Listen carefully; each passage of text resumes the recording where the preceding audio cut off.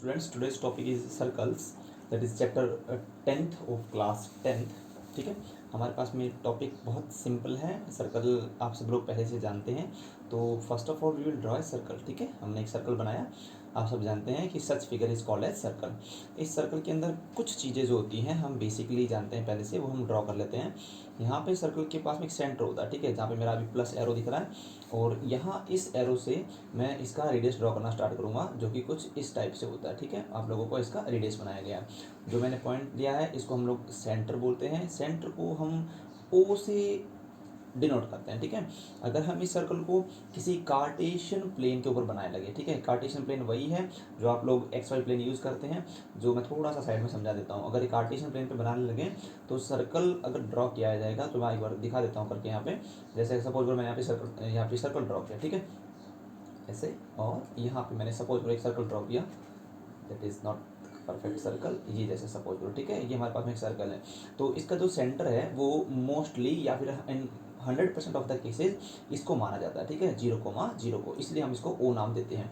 अभी हमारे पास में जो सर्कल है वो कोऑर्डिनेट ज्योमेट्री पे नहीं पढ़ना है, हमें सिर्फ सर्कल को पढ़ना है, तो हम इस सेकंड फिगर वाले को अभी के लिए होल्ड करते हैं। ठीक है, यहाँ पर देखो जो फर्स्ट फिगर है इसके अंदर अगर इस पॉइंट को हम पी पॉइंट बोलते हैं, तो ओ से लेकर पी तक की जो डिस्टेंस होती है उसको हम बोलते हैं आर, या फिर रेडियस बोला जाता है।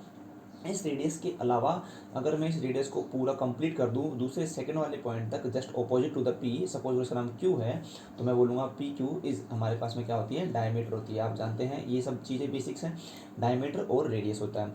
इसके अलावा जो नई चीज़ें आप लोगों को सीखनी है और आपने कभी पहले पढ़ी होगी, सपोज मेरे पास में एक लाइन सेगमेंट है जो कि कुछ ऐसे नज़र आ रहा है। ठीक है, ये फर्स्ट केस है। सपोज करो अगर मैं इसको डिनोट करना चाहूँ तो मैं बोलूँगा there is no relation between this line and this circle. इन दोनों के बीच में कोई रिलेशन नहीं है, because there is a lot of gap between this line, blue coloured line, and this black coloured circle. तो हम बोलेंगे इसका इससे कोई रिलेशन नहीं है, this is a random line. ठीक है, सेकंड केस के अंदर हमने क्या किया, एक लाइन कुछ इस टाइप से बनाई, जो मैं यहाँ पे विड्रॉ कर रहा हूँ, जो कि इसके सेंटर से पास आउट नहीं हो रही है। ठीक है, अगर सेंटर से पास नहीं हो रही है तो ऑब्वियसली, और अगर सेंटर से पास हो तो भी ये सर्कल को दो पॉइंट पे कट कर रही है। एक पॉइंट ऊपर है जिसका नाम मैंने रखा एल, एक पॉइंट नीचे इसका मैंने नाम रखा एम, ये इसको दो पॉइंट पे कट कर रही है। ठीक है, और ये लाइन सेगमेंट है तो इसको हम लोग लाइन सेगमेंट बना देते हैं। ठीक है, यहाँ पे दो पॉइंट पे जब इसको इंटरसेक्ट करती है, तो ऐसी कोई भी लाइन जो किसी सर्कल को दो पॉइंट पर इंटरसेक्ट करती है तो उसको हम लोग नाम बोलते हैं सीकेंट। ठीक है, तो ये मेरे पास में जो एल एम है वो मेरे पास में सीकेंट हो गया। ठीक है, एल एम नाम की जो लाइन है वो सीकेंट हो गई है। हालांकि एल एम कोड होती है, सिर्फ जो ये एल एम है, सिर्फ एल एम, मतलब यहाँ से लेकर यहाँ एल से सिर्फ यहाँ तक एम तक क्या है, कोड होती है, इसलिए हम इस नाम को चेंज करेंगे, इस एल को ऊपर समझेंगे। ठीक है, ना कि ये पॉइंट वाला, और इस पॉइंट को मैं यहाँ पे हटा के यहाँ लिख दूंगा, या फिर आप चाहो तो नए नाम भी दे सकते हो। जैसे सपोज करो मैं इसको नाम दूँ ए और इसको मैं नाम दे दूँ बी, तो मैं बोल दूंगा सेकेंड जो है वो एल एम ना होकर क्या हो जाएगा, मेरे पास में ए बी बन जाएगा। ठीक है, तो पॉइंट्स तो के साथ में अगर सिर्फ अब हम क्या करते हैं, नया सर्कल बनाते हैं और उसमें दूसरे डायग्राम बना के देखते हैं। ठीक है, सपोज करो मैंने सर्कल को दोबारा से ड्रॉ किया, और इस सर्कल के अंदर जो मैं ये लाइन आपको समझा रहा था रेड वाली, इसको मैं दोबारा से ड्रॉ करके आपको बताऊं। अगर ये लाइन सिर्फ इस एरिया तक रेस्ट्रिक्टेड रहे, ठीक है, जैसे मैं अभी यहाँ पे बना रहा हूँ, ठीक है, अगर ये सिर्फ इस एरिया तक रेस्ट्रिक्टेड रहेगी तो ये सीकेंट नहीं होगी। ठीक है, ये सर्कल से बाहर नहीं जा रही है, इस केस में ये सीकेंट हमारा बन जाएगा कोड, और आप लोग जानते हैं इसको हम लोग क्या बोलते हैं, कोड बोलते हैं। लेकिन मैं ये भी जानता हूँ कि ये जो कोड है ये हाल फिलहाल सेंटर से पास नहीं हो रही है, लेकिन अगर यही कोड सेंटर से पास होती तो हम क्या बोलते कि एनी कोड passing through the centre is called as diameter of the circle, जानते हो ना, and diameter is the largest कोड। सपोज करो इसका नाम ए हो गया और सपोज करो इसका नाम बी हो गया, देन ए बी मेरे पास में सेकंड फिगर के अंदर क्या हो जाएगा, diameter, and we know that diameter is the largest कोड। हमारे पास में सर्कल की क्या होती है, सबसे लार्जेस्ट कोड होती है। ये पिछले वाले टॉपिक्स थे। ठीक है, अब हम दोबारा से सर्कल बनाते हैं और पढ़ते हैं कि इस टॉपिक में हमें क्या समझना है। यहाँ पर हमने एक लाइन ड्रॉ करनी है, लाइन कुछ इस टाइप से है कि जो सर्कल को जस्ट टच करके निकल रही है। ठीक है, आप अगर ध्यान से देखेंगे तो इसको ना बाहर दूर है ना अंदर है, इसको जस्ट टच कर रही है ये लाइन। अगर हमारे पास में ऐसा कोई केस अराइज होता है जिसमें एक सर्कल की जो रेडियस, सॉरी सर्कल का जो सेंटर है उसको आप देखें, ना वो सेंटर से पास हो रही है, सर्कल की और दूसरे पार्ट देखें, ना यहाँ से पास हो रही है ना यहाँ से पास हो रही है, वो सिर्फ लाइन को, वो लाइन जो है जिस लाइन का नाम मैं रख देता हूँ अभी हाल फिलहाल के लिए पी, और इसका दूसरा एंड पॉइंट है क्यू। अगर कोई लाइन सेगमेंट किसी सर्कल को एक ही पॉइंट पर टच करती है और उस पॉइंट का नाम रख दिया मैंने यहाँ पे ए, तो इस टाइप से जो लाइन इसको टच करके जाती है उसको हम लोग बोलते हैं टेंजेंट, ठीक है। और टेंजेंट जो वर्ड है वो हमारा लैटिन से आया है, और लैटिन में टेंजेंट का मतलब होता है टच करना, ठीक है। तो टच कर रही है, सिर्फ एक जगह टच कर रही है। यहाँ पे जो सबसे खास चीज़ आप लोगों को नोट करनी है वो क्या है, अगर मैं इसकी रेडियस बनाऊँ तो रेडियस हमको पता है सेंटर से लेकर बहुत सारी हो सकती है ऊपर नीचे, लेकिन मैंने रेडियस यहाँ बनाई जो मैं अभी आपको बता रहा हूँ, ठीक है। तो यहाँ से लेकर ओ पॉइंट तक मैंने इसका रेडियस टच कर दिया। अगर आप ध्यान देंगे तो जो ये लाइन है जिसको मैं टेंजेंट बोल रहा हूँ और जो रेडियस है, इनका जो आपस का एंगल है वो रहेगा हमेशा 90 डिग्री, ठीक है। तो आप लोगों को एक केस यहाँ से याद रखना है कि radius of the circle is perpendicular to the tangent, या फिर दूसरी भाषा में बोलो कि tangent of a circle is perpendicular to radius of the circle. वो रेडियस से क्या होती है, परपेंडिकुलर होती है। ये तो हमारे पास में कुछ बेसिक से चीज़ें थी, ठीक है। अब हम टेंजेंट की खास खास डेफिनेशन पढ़ते हैं और बताते हैं कि टेंजेंट होता क्या है। जहाँ पे आप डायग्राम से समझ में आ गया होगा तो हम लोग बोल सकते हैं tangent to a circle is a line that intersect the circle at only one point. वो एक ऐसी लाइन है जो कि इसी सर्कल को सिर्फ एक पॉइंट पर इंटरसेक्ट कर रही है, ठीक है। अब हम वापस से इस कोड के ऊपर या फिर इसके सीकेंड के ऊपर आ जाते हैं, ठीक है। सपोज करो ये जो मेरा फिगर है इसके बारे में बात कर रहा हूँ मैं, ठीक है। यहाँ पे मैं इसको हाईलाइट कर रहा हूँ ग्रीन से। ये जो मेरा फिगर है इसमें जो रेड कलर की सीकेंड है अभी कोड है, इसके बारे में बात करता हूँ। इस कोड को आप राइटवर्ड मूवमेंट कराओ, ठीक है। चाहे तो लेफ्टवर्ड भी करा सकते हो, कोई इशू नहीं है। जब आप इसको राइटवर्ड मूवमेंट कराओगे तो इसका नया मूवमेंट कुछ ऐसा आएगा, ठीक है। ये ऐसे लाइन बन जाएगी, फिर और मूवमेंट कराओगे और लाइन बन जाएगी। जब आप इसको मूवमेंट कराते रहोगे, और आपको ये याद रखना है कि इसको मूवमेंट राइटवर्ड कराना है, ठीक है, लेफ्टवर्ड नहीं कराना है। तो ये अभी यहाँ से इसकी लंबाई ज़्यादा थी तो यहाँ पे ये बाहर चली जाएगी, ठीक है, बाहर पहुँच जाएगी। यहाँ से भी ये बाहर पहुँच जाएगी, और एक ऐसा केस आएगा जिसमें ये लाइन पूरी बाहर आ जाएगी और इसको यहाँ पर टच कर देगी। तो मैं इसको कोड से ना बोलते हुए इसीलिए सीकेंड से बोलना चाहूँगा कि when there is secant to a circle, जब कोई सर्कल दिया हुआ हो और उसमें आप लोगों ने कोई सीकेंड बना रखा हो और उस सीकेंड का हम लोग राइट वर्ड या लेफ्ट वर्ड मूवमेंट कराएंगे, तो मूवमेंट कराने पर क्या होगा वो आप लोगों को ध्यान से देखना है, ठीक है। जिन दो पॉइंट्स पर ये इसको इंटरसेक्ट कर रही थी, कौन इंटरसेक्ट कर रही थी, ये सीकेंट, इसका नाम होता है सीकेंट, ठीक है। ये सीकेंट जब इसको इंटरसेक्ट कर रही थी, जब मैंने इसका राइटवर्ड मूवमेंट कराया तो लिमिटिंग पोजीशन में, लिमिटिंग मतलब हद है, इससे ज़्यादा फिर आप सर्कल से बाहर चले जाओगे। जब आप इसको इधर लेके जाओगे तो आपको कैसा कैसा स्ट्रक्चर मिलेगा, ये देखो लाइन, ये लाइन इतनी है, ये लाइन आपके पास में ऐसे आ जाएगी, ठीक है। फिर आप इसको और मूवमेंट कराओगे, फिर ये लाइन यहाँ पे आ जाएगी, फिर और मूवमेंट कराओगे, ये लाइन वापस और बाहर आ जाएगी, ठीक है। ऐसे मूवमेंट कराते रहेंगे, मूवमेंट कराते रहेंगे, और एक वक्त आएगा जब हमारे पास में ये लास्ट जो मैंने केस बनाया ऐसा हो जाएगा। तो आप देखो, हमें जो समझना है वो ये समझने वाली चीज़ जो हमें ध्यान रखनी है, ये जो ए पॉइंट था जिसको मैं ग्रीन से हाईलाइट कर रहा हूँ, और ये जो बी पॉइंट था, इनकी पोजीशन चेंज हो रही है। अब ए और बी पहले से ज़्यादा नज़दीक हैं, इसको हम बोलेंगे फर्स्ट केस, इसको हम बोलेंगे सेकंड केस, इसको हम बोलेंगे थर्ड केस, इसको हम बोलेंगे फोर्थ केस, और इसको हम लोग बोलेंगे फिफ्थ केस। आप देखें कि सेकंड केस के अंदर ए बी जो है, ए और बी पॉइंट से ज़्यादा नज़दीक है as compare to first point, first case. Third case में और भी ज़्यादा नज़दीक है, फोर्थ केस में और भी ज़्यादा नज़दीक है, लेकिन फिफ्थ केस में A point coincide with the B point, A point और बी पॉइंट बिल्कुल एक के ऊपर एक आ चुके हैं। तो मेरे पास में एक नई डेफिनेशन और बन सकती है। मैं क्या कह सकता हूँ कि जो टेंजेंट होता है ना वो सीकेंड से ही बनता है, लेकिन वो सीकेंड का केस है एक, ठीक है, बनता नहीं है, मतलब उसका वो केस है, एक पोजीशन है वो उसकी। वो कब पोजीशन है, जब जो आपका सीकेंड की एंड पॉइंट है, एक पॉइंट यहाँ था और एक पॉइंट यहाँ पे था, जब दोनों के दोनों एक ही जगह पर कोइंसाइड कर जाएंगे, जैसे मैंने आपको बताया, तब उस केस के अंदर वो सीकेंड का ट्रांसफर हो जाएगा किस रूप में, टेंजेंट के रूप में। और मैं बोल दूंगा now this secant is no more a secant, this is a tangent, ठीक है। तो यहाँ तक आप लोगों का बेसिक था। इसके अलावा कुछ एक्टिविटीज़ भी आपके पास में, जिसके अंदर से हमारी बहुत इंपॉर्टेंट एक्टिविटी एक ये कुछ इस टाइप से है कि अगर हम कोई सर्कल ड्रॉ करते हैं, ठीक है, इस सर्कल के ऊपर मैं बहुत सारी लाइंस ड्रॉ करूँगा, ठीक है। इन लाइंस के अंदर मैं बहुत सारी लाइन ड्रॉ करूँगा, लेकिन मैं सबसे पहले एक ऐसी लाइन ड्रॉ करता हूँ जिसके बारे में मुझे रीड करना है, जैसे मैंने इसको ड्रॉ किया, ठीक है। अब ये मेरे पास में एक केस है सीकेंट का, ठीक है। तो मैं इसको यहाँ से इसको बंद कर देता हूँ एरो की वजह से, ये लाइन सेगमेंट है, ये मेरे पास में सीकेंट है, ठीक है, इसको मैंने नाम दिया सीकेंट। इस सीकेंट के आप पैरेलल एक लाइन ड्रॉ करो जो सर्कल के अंदर ही होनी चाहिए, वो भी एक सीकेंट का काम करना चाहिए। तो मैं इसको ड्रॉ करूँगा कुछ इस टाइप से, यहाँ पे मैं इसके पैरेलल बनाऊंगा, ठीक है। तो मैंने एक पैरेलल लाइन बनाई, ये मैंने पैरेलल लाइन इसके बनाई, ठीक है। और इसके पैरेलल लाइन कौन हो सकती है, ये हो सकती है, तो मैंने ये भी इसके पैरेलल लाइन बनाई। अब क्या है कि और भी बहुत सारी पैरेलल लाइन्स हो सकती हैं, तो यहाँ पे लाखों करोड़ों बहुत महीन महीन मतलब बहुत माइक्रो साइज की केसेस हो सकते हैं। जैसे मेरे पास में अब ये दोनों लाइन है, ठीक है, जैसे मैं आपको बता देता हूँ, जैसे मेरे पास ये दोनों लाइन है, इनके बीच में और बहुत सारी लाइन ड्रॉ कर सकता हूँ, यहाँ पे बहुत सारी लाइनें ड्रॉ कर सकता हूँ। लेकिन और जूम करते जाएंगे तो हम बहुत सारी अनंत ऐसी लाइनें ड्रॉ कर सकते हो। मुझे उन लाइनों से कोई मतलब नहीं है, मुझे जिससे मतलब है वो आपको शो करना चाहता हूँ। अगर कोई लाइन जैसे सेंटर से पास हो रहा है ये सीकेंट, ठीक है, अगर मैंने इसके इसको मैंने इसके पैरेलल मैंने दो लाइंस ड्रॉ किया, लेकिन वो दोनों लाइंस खास हैं। खास कैसे हैं कि वो दोनों लाइंस टेंजेंट होनी चाहिए। तो मैं क्या कर सकता हूँ, मेरे को सबसे पहले आइडिया क्या आएगा कि मेरे को इस ब्लैक कलर वाली लाइन के पैरेलल एक लाइन बनानी है जो कि सर्कल के साथ में टेंजेंट का काम करेगा, ठीक है। तो मेरे मन में एक आइडिया ये है कि जैसे ये लाइन ब्लैक है तो इसके जस्ट पैरेलल मैं एक लाइन यहाँ पे ड्रॉ करूँगा, और मैंने यहाँ पे लाइन ड्रॉ किया और मैं बोलूँगा ये लाइन इसके पैरेलल है, और एक लाइन मैं यहाँ पे ड्रॉ करूँगा, मैं बोलूँगा ये लाइन भी जो मेरी गिवन लाइन है उसके पैरेलल है। तो मैं बोल सकता हूँ फाइनली कि जो मैंने नई वाली दो लाइन ड्रॉ की है ब्लू कलर वाली, अगर इसको मैं लाइन नंबर L1 बोलूँ और इसको मैं लाइन नंबर L2 बोलूँ, तो अब दुनिया में कोई केस नहीं बचा जो कि इस सीकेंट के पैरेलल बन सके और वो इस सर्कल के टेंजेंट भी हो। आई मीन टू से इस एक सीकेंट के पैरेलल हमारे पास में दो ही टेंजेंट हो सकती है किसी सर्कल के अंदर, ठीक है। तो मैं बोलूँगा when there is a secant given in a circle, then there are at most ज़्यादा से ज़्यादा only two tangents that are parallel to that secant। किसी secant के साथ में दो टेंजेंट हो सकती हैं, ठीक है।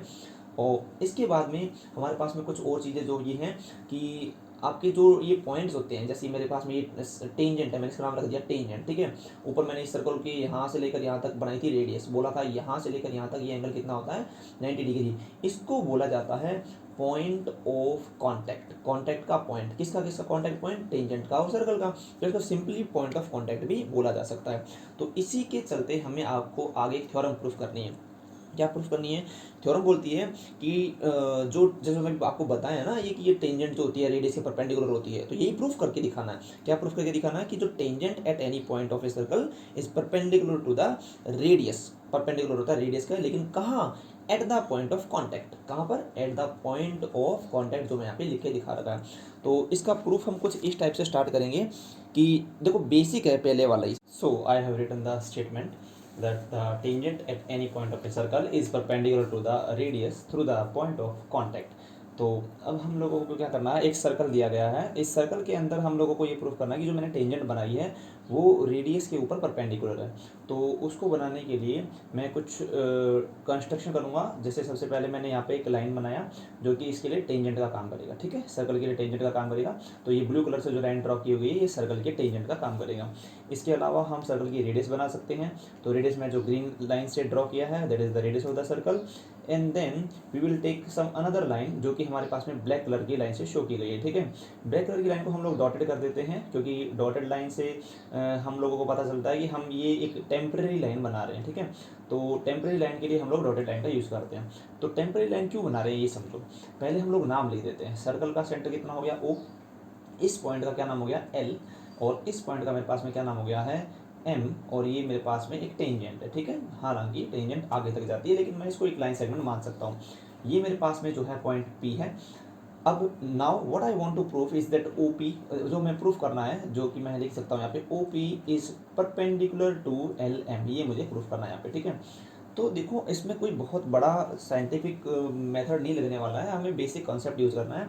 हम जानते हैं दो चार चीज़ें। पहली तरीके से क्या, जैसे सपोज कोई पॉइंट है यहाँ, ठीक है, जिसका नाम है A, और एक पॉइंट है यहाँ पे जिसका नाम है B। तो मैं अगर A से B पे ट्रैवल करना चाहूँ तो मैं कुछ ऐसा रास्ता अपना सकता हूँ, ठीक है, जो कि मैंने ग्रीन कलर से अपनाया। उसके अलावा मैं कुछ ऐसा रास्ता अपना सकता हूँ जो कि मैं रेड कलर की लाइन से अपना रहा हूँ, जो कि मैं B पे चला गया। और फाइनली मैं एक ऐसा रास्ता अपना सकता हूँ जो कि मेरे पास में A से लेकर B तक डायरेक्ट जा चुका है, ठीक है, that is by a violet line, ठीक है, ड्रॉ किया गया मैंने इसको। मैं अगर आपसे पूछूं कि इसमें सबसे लंबी दूरी कौन सी है तो मैं बोलूँगा the longest distance is of red colour, ठीक है, जो हमने रेड से बनाया। देन उसके बाद में सेकंड नंबर पे, जो सेकंड नंबर पे लॉन्गेस्ट है वो मेरे पास में कौन सा आ जाएगा, ग्रीन कलर से बनाया हुआ। और मैं बोलूँगा जो शॉर्टेस्ट डिस्टेंस आपके पास में है that is bye purple colour, या फिर जो आप वायलेट कलर से आपने बनाया वो शॉर्टेस्ट डिस्टेंस है, ठीक है। तो पहली चीज़ तो ये हो गई हमारे पास में, shortest distance is always a straight line, ठीक है, पहली बात तो ये होती है। दूसरी बात हम यूज़ करते हैं ट्राइंगल का। देखो हमें पता है अगर हम कोई राइट एंगल ट्राइंगल बनाते हैं, ठीक है, जैसे मैं यहाँ पे छोटा सा राइट एंगल ट्राइंगल बना देता हूँ। मैंने यहाँ पे एक राइट एंगल ट्राइंगल ड्रॉ किया। हम राइट एंगल ट्राइंगल के अंदर जानते हैं कि जो परपेंडिकुलर होता है और जो बेस होता है वो छोटी साइड्स होती है एज कम्पेयर टू हाइपोटेनस, ठीक है। हम लोगों ने रूल पढ़ा हुआ है, हमने ये पढ़ा हुआ है कि hypotenuse is the biggest side, largest side, sorry, ठीक है, वो सबसे बड़ी होती है। और जो परपेंडिकुलर प्लस बेस होता है that is greater then hypotenuse, perpendicular plus hypotenuse greater than base, hypotenuse plus base is greater then perpendicular, ये रूल फॉलो होते हैं। लेकिन मुझे इस आइडिया ये है कि मेरे पास में perpendicular is smaller then hypotenuse, जो कि मेरे को पता है कि परपेंडिकुलर छोटा होता है। अब देखो, अगर ये मैं कब प्रूफ कर पाता हूँ कि perpendicular is smaller then hypotenuse, ये कब होता है? परपेंडिकुलर और हाइपोटेनस और बेस का कंसेप्ट तो तब आता है ना जब ये लाइन, दोनों लाइन आपस में परपेंडिकुलर होती है, 90 डिग्री पर होती है, हमारे पास राइट एंगल ट्रायंगल होना चाहिए।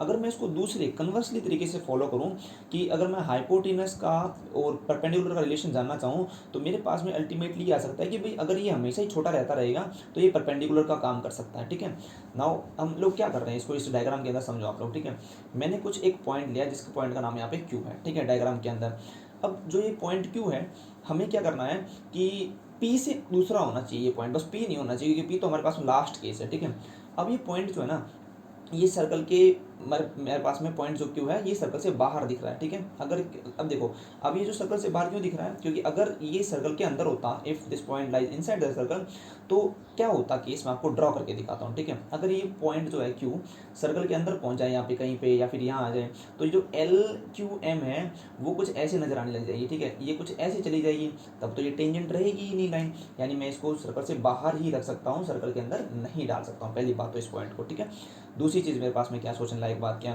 कि ओ क्यू जो मेरे को दिख रहा है यहाँ पे हाल फिलहाल, वो जो है वो मेरे पास में लंबी रेखा है, लाइन सेगमेंट लॉन्गर है as compare to O P. तो मैं क्या लिख सकता हूँ, क्योंकि देखो जो हमने अभी बनाया था वो सी के कब हो सकता था, सर्कल के अंदर जाने पर। सपोज मैं आपको बताता हूँ, सपोज करो मैंने पॉइंट यहाँ लिया, जैसे मैंने मान लो यहाँ पॉइंट यहाँ ले लिया। ठीक है, अब इस केस में मुझे दिख रहा है सीधा सा कि ओ पी बड़ा है और ओ पी छोटा है, पर इस केस में जो लाइन बनेगी वो जो इसको पार करके जाएगी एल क्यू एम को, वो खुद टेंजेंट नहीं रहेगी ना, मुझे तो टेंजेंट पे पॉइंट ढूंढने, इसलिए मैं इस पॉइंट को यहाँ नहीं डाल सकता। ठीक है, दूसरी चीज़, अब और कहाँ डाल सकते हैं इस पॉइंट को, वो दो देख के देख लेते हैं। सपोज मैंने इस पॉइंट को यहाँ डाल दिया, इस पॉइंट को मैंने क्यू पे डाल दिया।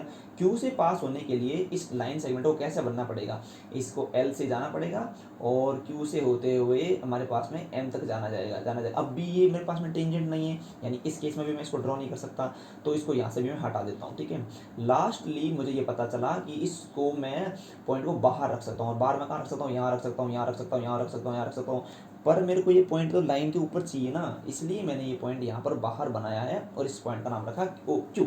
अब मुझे पता है कि ये जो डिस्टेंस ओ से लेकर पी तक वो रेडियस है, और कोई चीज़ जो रेडियस से ज़्यादा बाहर है वो रेडियस से तो बड़ी होगी ओबियसली, इसलिए मैंने लिखा O P is smaller than O Q, या फिर दूसरी भाषा में बोल सकते हैं कि O Q is greater than O P, वो बड़ा है उससे, क्योंकि ओ पी तो मेरे पास में रेडियस है।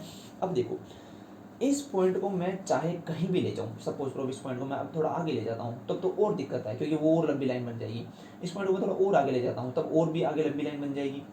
ऐसा करते करते जब मैं इस साइड जाऊँगा, राइट हैंड साइड में, तब मेरे पास में ये O Q starts to be very very very greater than O P, ये बहुत बड़ा होने लग जाएगा। ठीक है, कोई बात नहीं भाई, इसके इधर आके देख लेते हैं। सपोज इस पॉइंट को मैंने यहाँ लिया, लेफ्ट साइड में क्यू नाम कर लिया, इसको मैं दूसरे रंग से ड्रॉ करता हूँ, क्यू नाम कर लिया, एक सेकेंड, हाँ क्यू नाम कर लिया मैंने इसको। तो अब इस केस में फिर से यहाँ से लाइन सेगमेंट ड्रॉ करूँगा, फिर देखूंगा कि जब मैं ड्रॉ करके ही दिखा देता हूँ आपको एक बार, इसमें यहाँ से फिर से इसको ड्रॉ करूँगा, यहाँ से लेकर यहाँ तक, जो ऊपर वाली लाइन है ये वाली ग्रीन वाली लाइन नहीं, ये तो इसको हटा देते हैं हम लोग यहाँ से। ठीक है, और इसको यहाँ से रिमूव कर दो, दैट इज़ नॉट रिक्वायर्ड।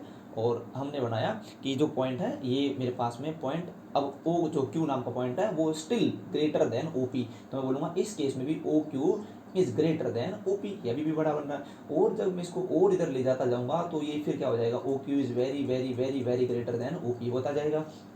अब हम क्या कर सकते हैं, दो केस मैंने देख लिए, इसको उधर लेके जाके देख लिया, इधर जाके, अब क्या करेंगे, इस क्यू को लेके चलेंगे इस तरफ। ठीक है, यहाँ इसकी तरफ जाएंगे, तो जब मैं इसकी तरफ जाऊँगा तो सपोज मेरा पॉइंट यहाँ मिला, जैसे मैं इसको हाईलाइट कर रहा हूँ। ठीक है, इस पॉइंट को मैंने यहाँ पे हाईलाइट किया, तब उस केस में क्या होगा, अभी भी O Q is greater than O P है, बट उतना बड़ा नहीं है जितना पहले था। ठीक है, तो फिर क्या करेंगे, फिर और इधर लेके आएंगे, इसके और पास लेके आएंगे, और पास लेके आएंगे, और पास लेके आएंगे, तो कुछ डायग्राम ऐसा सा बन जाएगा, मैं आपको दिखा दूँ बना के। ये तो मेरे पास में ओपी रहेगा। ठीक है, और जो नई वाली लाइन सेगमेंट्स हैं वो पहले यहाँ थी, देखो मैं एक इसको ड्रॉ करके दिखाता हूँ, यहाँ लाइन ड्रॉ किया और लाइन सेगमेंट मेरे पास में पहले यहाँ थी, फिर लाइन सेगमेंट मेरे पास में यहाँ आ जाएगी, नज़दीक आ गया, फिर मेरे पास में और नज़दीक आ गया, और उसको मैं ड्रॉ करके दिखा देता हूँ आपको।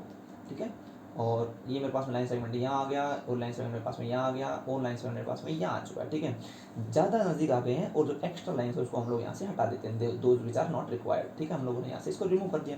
अब हमारे पास में क्या होगा कि इस सबसे बड़ी वाली लाइन को देखें तो ये सबसे बड़ी है as compare to this is O P, इस ओ पी के कंपेयर में ये लाइन बहुत बड़ी है।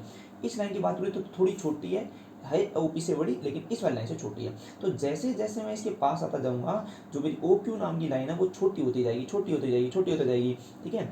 और तो वो एक टाइम आएगा जब वो इस पी पॉइंट के ऊपर आके बैठ जाएगा, ये क्यू नाम का पॉइंट। उस केस में क्या हो जाएगा, O P is equal to O Q हो जाएगा, क्योंकि पी और क्यू नाम का पॉइंट एक जगह आ जाएगा।